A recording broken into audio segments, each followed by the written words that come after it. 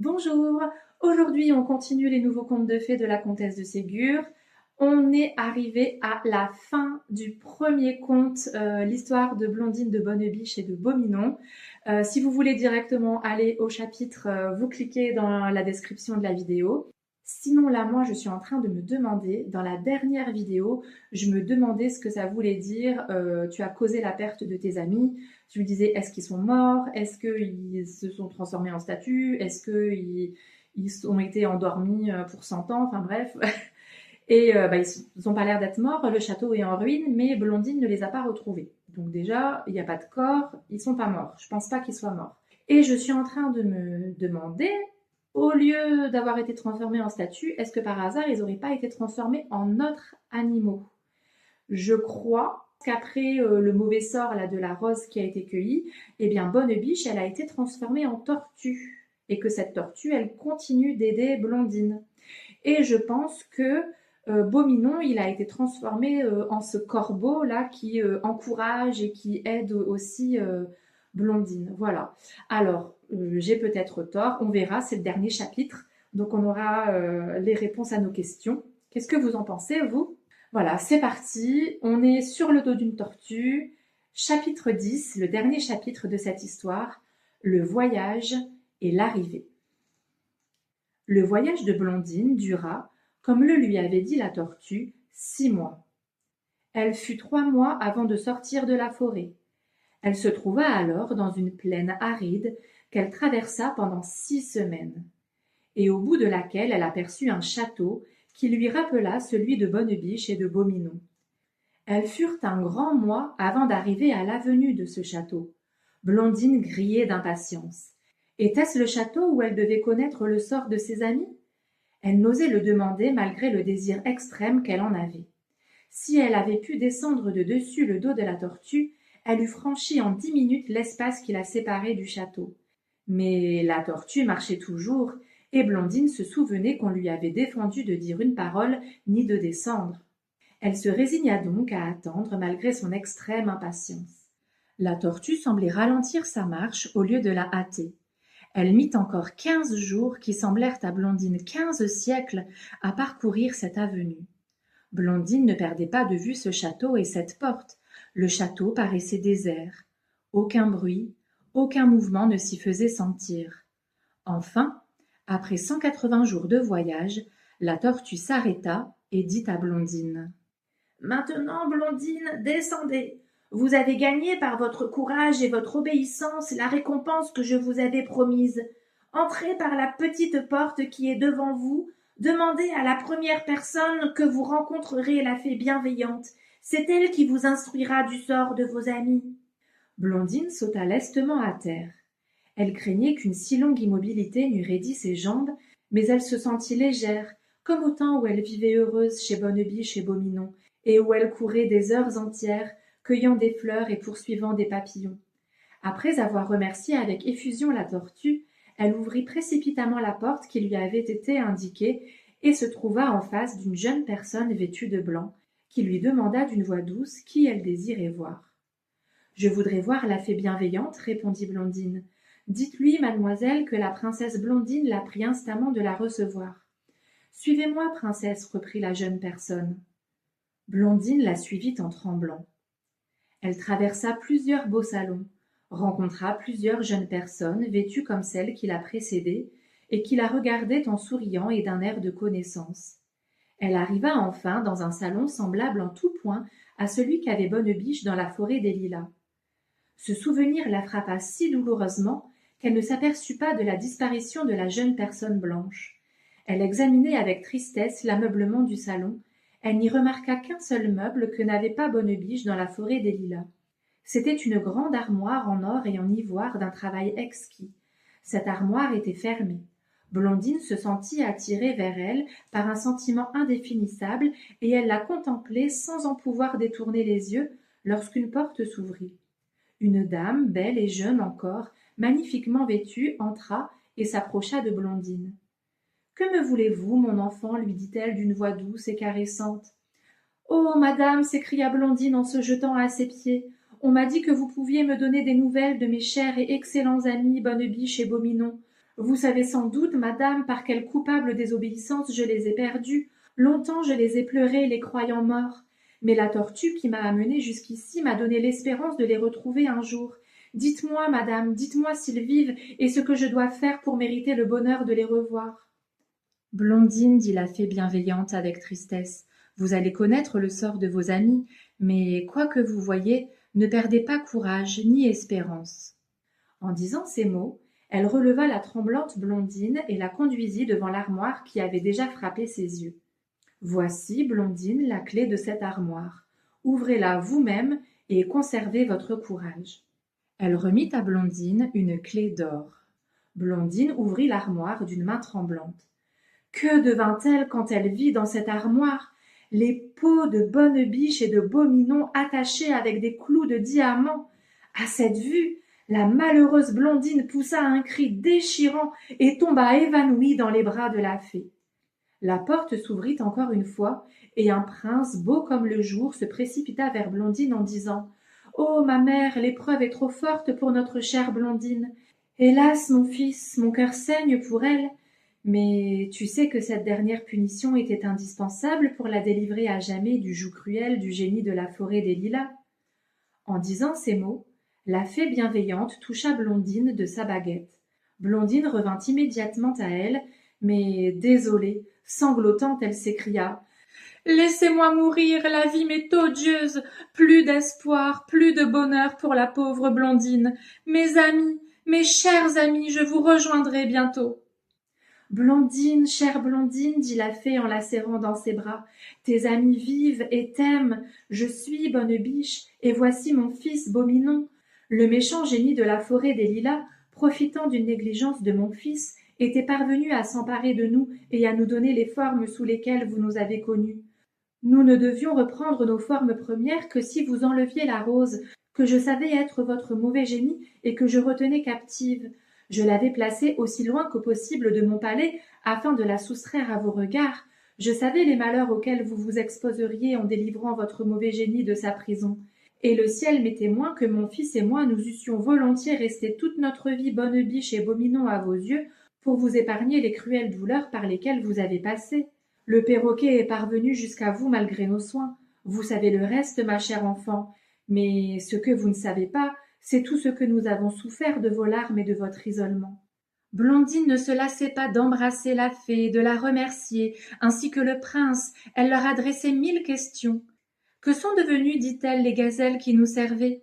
Vous les avez vues, chère Blondine? Ce sont les jeunes personnes qui vous ont accompagnée jusqu'ici. Elles avaient, comme nous, subi cette triste métamorphose.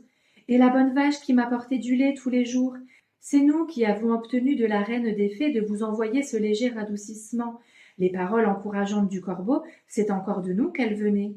C'est donc vous, madame, qui m'avez aussi envoyé la tortue? Oui, Blondine. La reine des fées, touchée de votre douleur, retira au génie de la forêt tout pouvoir sur vous, à la condition d'obtenir de vous une dernière preuve de soumission en vous obligeant à ce voyage si long et si ennuyeux, et de vous infliger une dernière punition en vous faisant croire à la mort de mon fils et à la mienne. J'ai prié, supplié la reine des fées de vous épargner au moins cette dernière douleur, mais elle a été inflexible.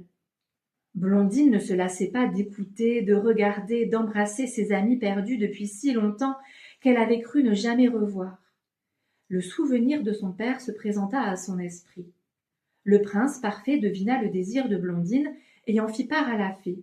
« Préparez-vous, chère Blondine, à revoir votre père.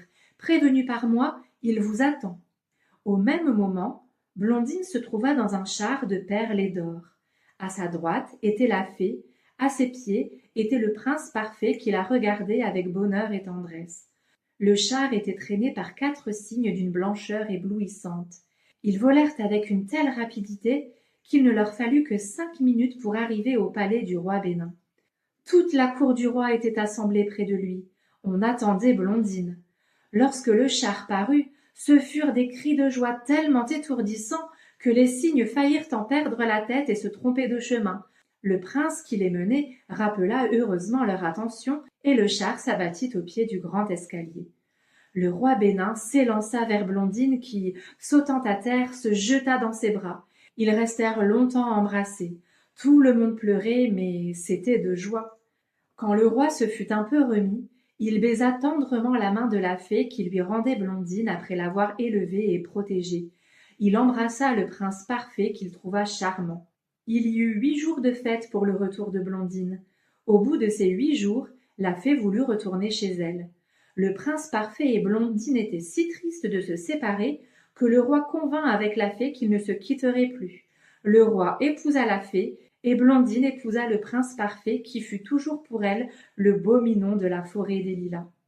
Brunette, ayant fini par se corriger, vint souvent voir Blondine. Le prince Violent, son mari, devint plus doux à mesure que Brunette devenait meilleure, et ils furent assez heureux. Quant à Blondine, elle n'eut jamais un instant de chagrin. Elle donna le jour à des filles qui lui ressemblèrent et à des fils qui ressemblèrent au prince parfait. Tout le monde les aimait, et autour d'eux, tout le monde fut heureux. Ça y est, voilà, l'histoire de Blondine, de Bonnebiche et de Bonminon est terminée. Elle se termine bien. Alors j'avais raison. Le portrait de la dame et du garçon, c'était bien en fait une femme et un garçon qui avaient été transformés en Bonnebiche et en Beauminon. Par contre, ce n'était pas un roi et une reine, mais une fée et son fils. Après, c'est Blondine qui m'a induite en erreur parce qu'elle a dit qu'ils avaient une allure royale, donc du coup j'ai pensé que c'était une reine. Et du coup, comme je pensais que c'était une reine, j'ai cru que c'était aussi la mère de Blondine et son frère, et en fait, pas du tout. Et de même, c'était pas Bonnebiche et Beauminon qui ont été transformés en la tortue et en le corbeau, mais c'est des amis entre guillemets de l'aide qu'ils lui ont envoyé avec le soutien de la reine des fées. Donc voilà, il y a des choses que j'avais pas bien devinées. Après, est-ce que vous avez aimé cette histoire? Est-ce qu'il y a des choses que vous avez aimées et d'autres que vous n'avez pas aimées? Qu'est-ce que vous avez aimé? Qu'est-ce que vous n'avez pas aimé? Alors moi, dans cette histoire, j'ai beaucoup aimé que cette histoire me fasse penser à d'autres contes. En fait, au début, on a Blondine qui est orpheline de maman et qui est élevée par son père seul, et puis elle a une méchante belle-mère et une méchante demi-sœur. Ça fait beaucoup penser à Cendrillon. Le fait qu'elle soit perdue dans la forêt, qu'elle suive un chat blanc pour arriver dans un endroit où il y a des animaux bizarres qui parlent et qui se comportent comme des humains, ça m'a un petit peu fait penser à Alice au pays des merveilles qui suit un lapin blanc.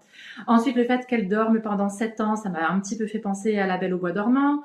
Et après, le fait qu'elles doivent passer 6 mois sur le dos d'une tortue sans pouvoir en descendre et sans pouvoir adresser la parole à la tortue, ça m'a un petit peu fait penser aussi au mythe grec d'Eurydice et Orphée, où Orphée descend en enfer pour récupérer Eurydice, mais il a surtout pas le droit de se retourner pour vérifier qu'elle est là et de lui adresser la parole pendant tout le chemin. J'ai beaucoup aimé aussi le fait que les personnages ils aient tous des noms qui évoquent soit leur caractère, soit leur physique. Le roi Bénin qui est bon, la reine Fourbette qui est fourbe, Blondine qui est blonde, Bonnebiche qui est une biche qui est gentille. Enfin voilà, j'aime beaucoup ça, ça fait vraiment conte de fées pour le coup. Et j'aime bien aussi que cette histoire représente un peu un rituel de passage à l'âge adulte pour Blondine. Au début de l'histoire, c'est une petite fille qui est gâtée, on fait tout pour elle. Et puis, une fois qu'elle se retrouve dans la forêt avec Bonnebiche et Beauminon, eh bien, elle a tout un apprentissage pour devenir adulte. Elle apprend à lire, à écrire, à jouer de la musique, à dessiner, etc. Après de sa bêtise, eh bien, elle se retrouve toute seule et elle doit apprendre à se débrouiller en autonomie. Je l'admire aussi énormément parce que comment elle a réussi à faire confiance à la tortue. La tortue lui a raconté exactement la même chose que le perroquet. Et elle a été trahie par le perroquet, ça a provoqué un grand malheur. Et elle lui fait confiance malgré tout. Moi, je sais pas si j'aurais réussi à faire confiance à la tortue. Et de même, elle a fait preuve de tellement de patience. Bon, alors le voyage a duré 6 mois. Quand tu es au milieu de la forêt, que tu ne sais pas où tu vas et tout ça, que tu puisses rester sur le dos de la tortue parce que de toute façon tu sais pas où aller, ça je peux le comprendre. Mais maintenant quand tu sors de la forêt, que tu vois le château qui est juste de l'autre côté du pré, du champ, et que tu ne peux pas y aller, et que tu sais que si tu descends du dos de la tortue, tu cours pendant 10 minutes et t'y es, et que le voyage il dure plus de 1 mois, ouah, elle a fait preuve vraiment d'une force de caractère, moi je trouve assez extraordinaire. Après, c'est vrai qu'elle sait que si elle descend, elle retourne dans la forêt et qu'elle est prisonnière du méchant génie de la forêt jusqu'à la fin de ses jours. Donc, effectivement, ça donne une raison de rester sur le dos de la tortue, mais ça doit être vraiment très dur. D'autant plus qu'on nous dit qu'elle aura pas faim, qu'elle aura pas soif, qu'elle aura pas sommeil. Et ça veut dire que la nuit, elle ne dort pas.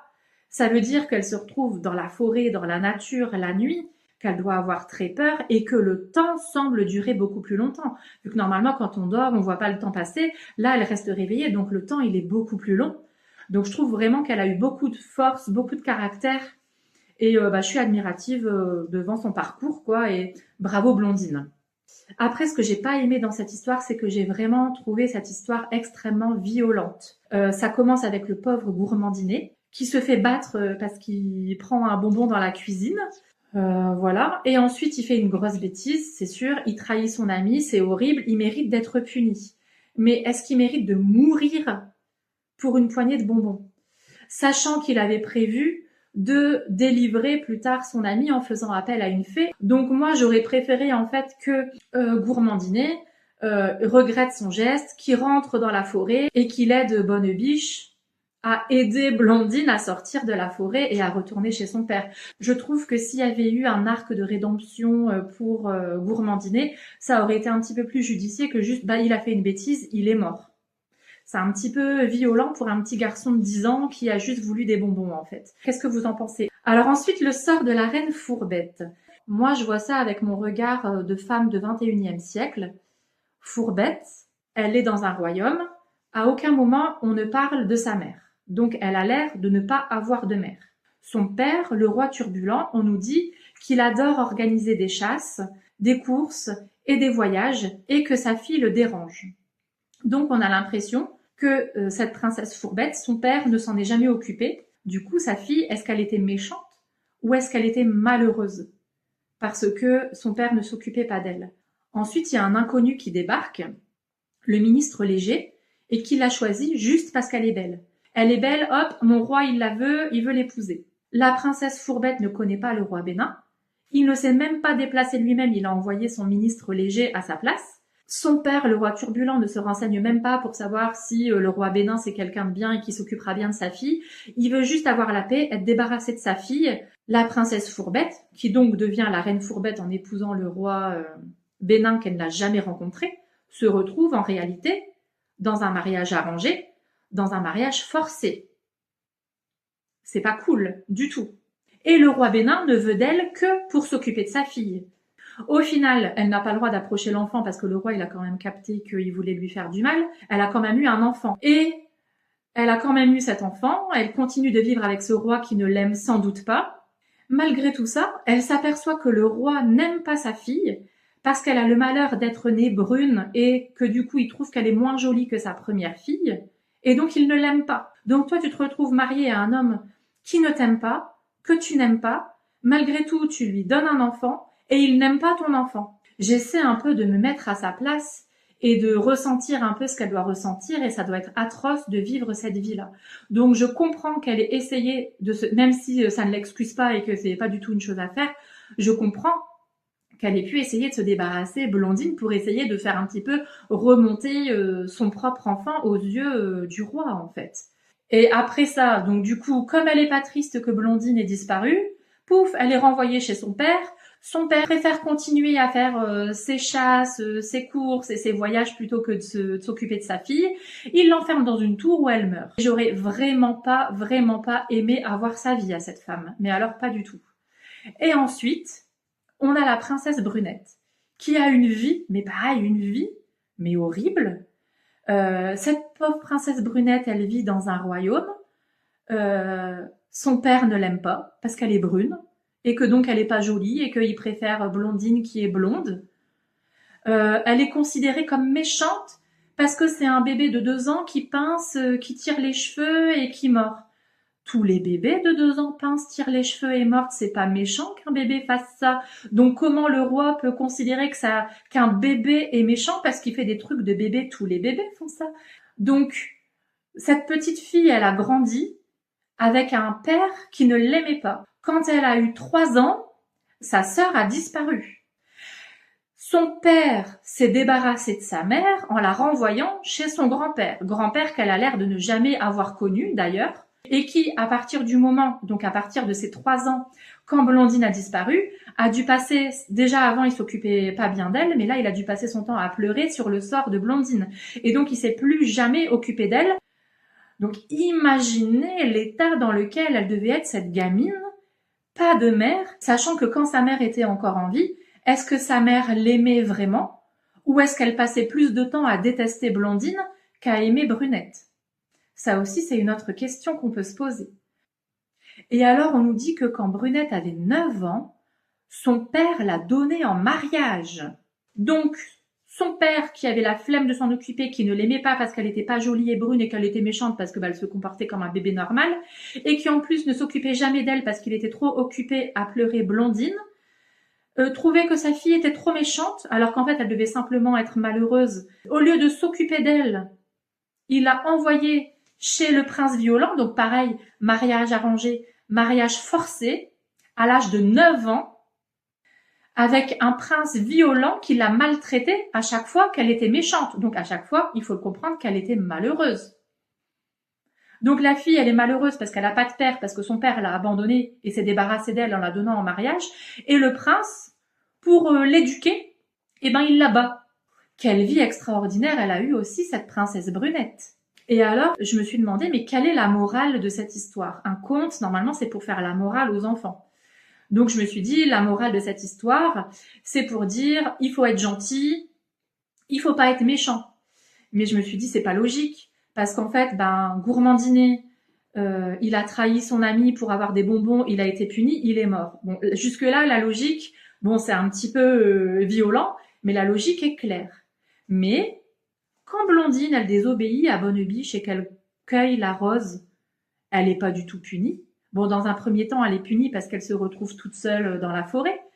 Mais en réalité, au bout du compte, elle est récompensée vu qu'elle peut sortir de la forêt pour rejoindre Bonnebiche et Beauminon dans leur château et ensuite rejoindre son père et vivre heureuse toute sa vie et mariée. Donc on a un petit garçon qui désobéit et qui est puni de mort et une petite fille qui désobéit et qui est récompensée par une vie heureuse et le mariage. Donc le problème, c'est pas désobéir. Donc c'est quoi la moralité de cette histoire? Donc, franchement, je me creuse la tête là et en fait, je me suis dit qu'en fait, la moralité de cette histoire, c'est que pour être heureux, il faut être entouré de gens qui sont bienveillants et qui nous aiment. Parce qu'on a Gourmandinet, qui est battu à chaque fois qu'il vole un gâteau ou un bonbon par sa tante. Voilà. Et donc, il n'est pas très bien traité. On a la reine Fourbette qui est complètement négligée par son père et complètement négligée par le roi et qui finit par mourir. Et on a la princesse Fourbette qui est malheureuse parce que négligée par son père, qui est malheureuse parce que battue pour son mari. Alors, le piège de ce conte, c'est qu'en fait, le mot méchant ne veut pas dire méchant. Le mot méchant ne veut pas dire mal intentionné. Le mot méchant veut dire malheureux, veut dire triste. Au tout début du conte, on a Blondine qui se met à pleurer parce que la reine Fourbette l'a regardée avec un air méchant et qu'elle a compris que la reine Fourbette voulait lui faire du mal. Et en fait, son père lui dit « Oh, mais pourquoi est-ce que tu te comportes comme un méchant enfant ?» Pleurer, c'est pas être méchant. Pleurer, c'est être triste. Donc, Blondine a pleuré parce qu'elle était triste, parce qu'elle avait peur de la reine Fourbette. Et donc, pendant toute l'histoire, en fait, on nous dit que la reine Fourbette, elle n'est pas méchante, en fait. On nous dit qu'elle est méchante, mais en fait, elle n'est pas méchante. En fait, elle est triste. Elle est triste de n'être aimée par personne. Tout comme Brunette, en fait, n'est pas méchante, mais en fait, elle est triste d'avoir été négligée et jamais aimée. Donc, en fait, dans cette histoire, être méchant, c'est pas être méchant avec notre signification actuelle, mais c'est être triste. Donc, on a Blondine qui est soignée par sa nourrice, qui l'aime et qui prend soin d'elle. Et puis, on a Blondine qui est recueillie et soignée et éduquée par Bonnebiche et Beauminon. Et donc, on a Blondine qui est gentille, mais qui est surtout heureuse. Et vous remarquerez que Blondine, c'est la seule des 3 femmes de cette histoire à avoir pu épouser un prince, un mari, qu'elle connaissait déjà, et donc c'est un mariage qu'elle veut faire, et avec quelqu'un qui l'aime en retour, un mariage où elle va être heureuse, parce que elle aime son mari et qu'elle le connaît déjà.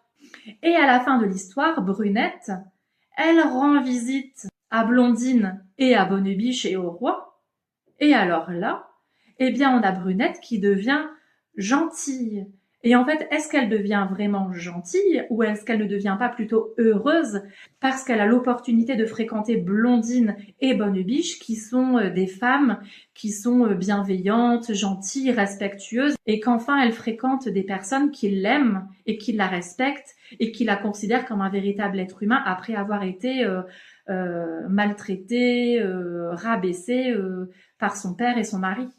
Donc je pense que la morale de l'histoire, c'est ça, c'est quand on est traité avec bienveillance par des gens qui nous aiment, on est heureux et on est gentil. Et quand on est maltraité et quand on est entouré de gens qui nous négligent et qui nous maltraitent, eh bien on est méchant et malheureux en fait. Et là, je reviens du coup sur les prénoms. Au début, je vous ai dit que j'aimais beaucoup que les personnages aient des prénoms qui leur correspondent. Et effectivement, Turbulent, il est turbulent, il préfère chasser tout ça que de s'occuper de sa fille. Fourbette, effectivement, je pense qu'elle est fourbe, mais je pense qu'elle est fourbe par désespoir. Brunette est brune, Blondine est blonde. Maintenant, le roi Bénin. Est-ce que le roi Bénin est vraiment bon? Eh bien, moi, je me pose la question. Parce que le roi Bénin, bon, il a perdu sa femme, il a été très malheureux. D'accord, c'est bien, il est gentil, il a regretté la mort de sa femme, il l'aimait vraiment. C'est déjà ça, c'est déjà un point. Ensuite, il a une fille qui l'a gâté, il lui offrait des joujoux, il lui offrait des bonbons, et il lui a même acheté une voiture tirée par 2 autruches, c'est trop génial. Mais, est-ce qu'il s'est occupé de sa fille? On se retrouve avec Blondine qui débarque à 7 ans chez Bonnebiche, et c'est Bonnebiche qui a dû lui apprendre à lire, à écrire, à jouer du piano, à jouer de la harpe, à chanter, à dessiner, à peindre. Le roi ne s'était jamais occupé de l'éducation de sa fille avant.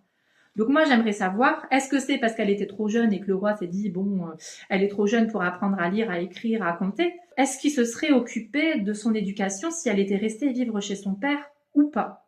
Est-ce qu'elle aurait pu choisir son mari si elle était restée chez son père ou pas?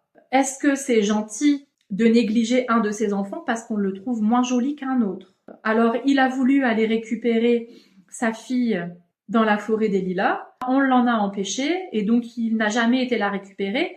En 7 ans, il aurait pu aller changer d'avis et aller essayer de la récupérer quand même. Non, c'est Bonnebiche qui l'a recueillie, c'est Bonnebiche qui s'est occupée de son éducation, c'est Bonnebiche qui s'est sacrifiée en restant dans la forêt alors qu'elle savait que si Blondine venait cueillir la rose, elle était délivrée.